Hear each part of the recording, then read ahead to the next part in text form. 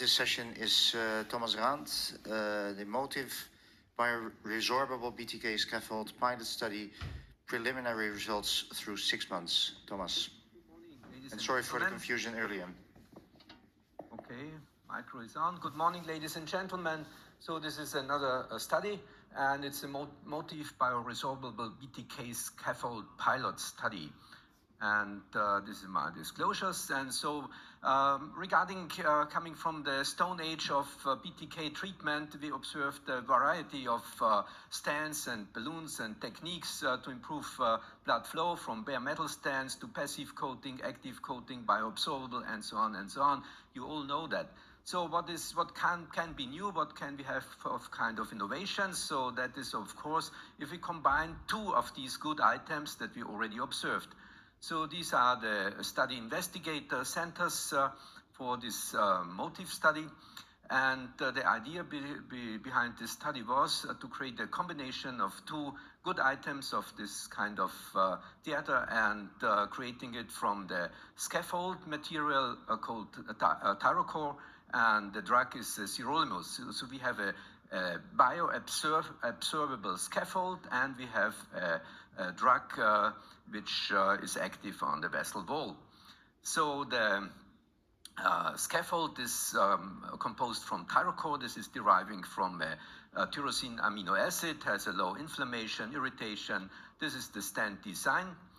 And what is the trick behind? So what was created was even making the struts thinner, and we have here a strut design of 95, 105 and 115 millimeters only, by still having the very good radial force. So this is a study design, a prospective single-arm multi-center. We have 58 patients with 60 studies. We have a follow-up period 1-6. Now we have the 6 months data, but we already have some 12 months, 4 and 5 Rutherford, primary de novo, and so on. We have a target vessel diameter of 2.5 to 3.5 and something up to 10 centimeter of lesion length. So these are the lesion characteristics. So it's a quite characteristic profile in this patient group.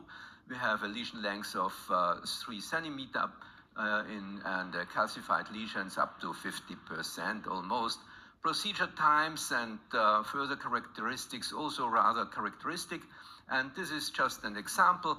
So we have here dissection with a high-grade stenosis. We have a predilatation, then the MOTIV stems comes inside.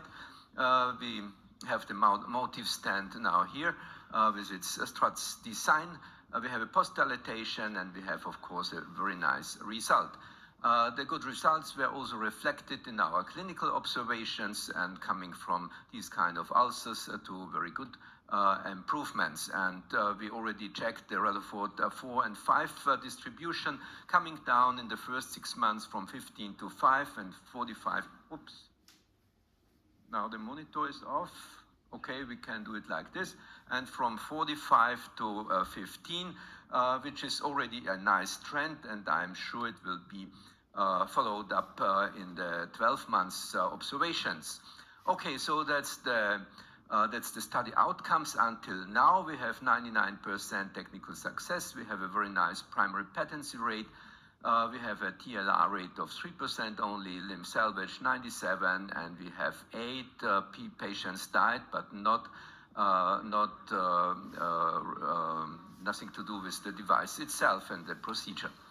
Okay, so this is already the conclusion. I think we have seen that, observed the excellent tracking and visibility of the stent system, and we had no problems to deliver. It's easy to use. We have a 90% vessel patency. We could demonstrate already some very nice improvement in Rutherford classifications and wound healing. And we already think, and we observed some of the 12 months observation and data, and we are sure that the patency will remain stable in patients between 6 and 12 months. And we are happy also to announce the new study that will be the MOTIV 2 with a randomized profile. Thank you very much. Thank you very much, Thomas. And I just heard from the